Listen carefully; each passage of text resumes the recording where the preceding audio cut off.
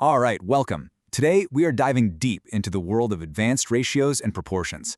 We're going to cover the core theory, throw some challenges your way, and then arm you with the strategies you absolutely need to master these things for good. So let's just jump right in. To really get a feel for this, we're going to frame our entire session in the super high-stakes world of financial engineering. Think about it. In that world, ratios aren't just some abstract math problem from a textbook. No way. They are the actual levers that move markets and balance these massive, complex portfolios. You master these, and you start to understand how one tiny change in a system can affect, well, everything else. So here's our game plan for today. First up, we've got the briefing, where we'll lock down the core theory. Then it's on to the challenge with some practice problems for you. After that, we'll do the debrief with some helpful hints, and we'll wrap it all up by mastering the levers. All right, Section 1, the briefing. Let's get started. We're going to build a really solid foundation here with the absolute core concepts you need to know. Okay, so this is super important. This slide really breaks down two fundamental relationships you see, well, everywhere. You've got direct variation, which is pretty straightforward, right? The more hours you work, the more money you make. Simple. But then you have inverse variation, which is just as common. Think about it. The more people you put on a job, the less time it should take to finish. Figuring out which one of these you're dealing with, that's always step one. So we're going to build up our skills methodically, kind of like climbing this theoretical ladder. We'll start at step 1, the foundation. This is the simple stuff, like unit rates, things you probably already know. Then we climb up to step 2, the core rule for combining ratios. This is the kind of stuff you'll definitely see on tests. And finally, we hit the top rung, the gotcha traps. These are the tricky problems specifically designed to catch you off guard. Okay, here it is, a classic gotcha trap. Seriously, take a second and think about this one. A stock shoots up 50%, and then it drops down 50%. So, is it back to its original price? What does your gut tell you? Does it just, cancel itself out? And the answer is a big no. Look at the numbers. $100 goes up to $150. But then 50% of $150 is $75. So you end up at $75. Here's the key takeaway, the pro tip. You always have to multiply the multipliers.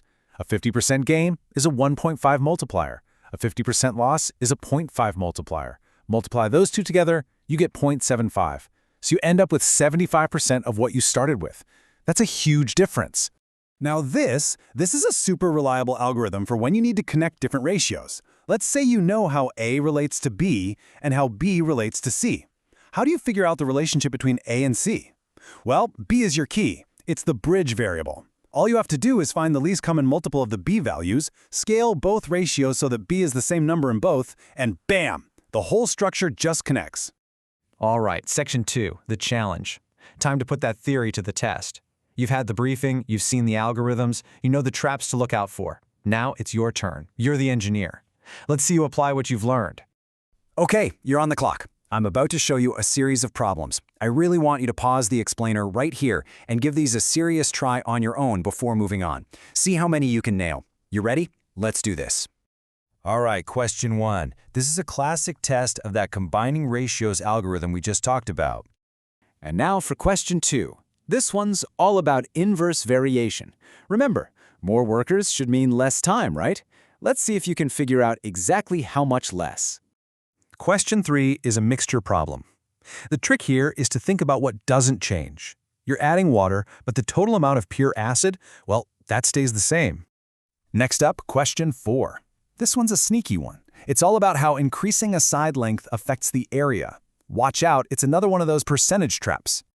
And here we go, question 5. This is the boss fight.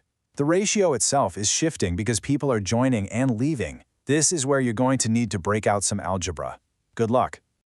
Okay, Section 3, the debrief. So how'd you do? Hey, don't worry if you got stuck on a few.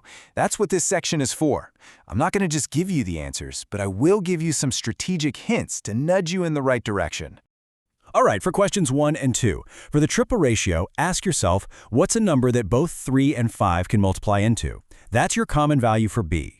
For the inverse variation problem, just remember that the total work done is constant. So what's workers times time? Find that number first, and then you can solve for the new time. Now for hints on 3 and 4. With the mixture problem, the key is realizing that the amount of pure acid doesn't change when you add water. So set up an equation around that fact. And for the square, please don't just increase the area by 20%. Figure out the new side length first and then calculate the new area from that. And for that boss fight? Question 5, the big hint is use algebra. Think of the original numbers as 3x for boys and 2x for girls. Then you can write a new fraction with the changes. That's 3x plus 4 over 2x minus 4. You know that new fraction equals the new ratio, 2 over 1. From there, you just have to solve for x. Okay, let's bring it all home. Section 4, mastering the levers. After all that, the theory, the challenges, the hints, what's the key takeaway? What's the one big idea you should walk away with? Here's the thing. From global currencies to chemical mixtures in a lab, almost everything is relative. Ratios are the language we use to describe those relationships. And when you master ratios, you can precisely calculate how a change in just one part of a system is going to affect the entire thing.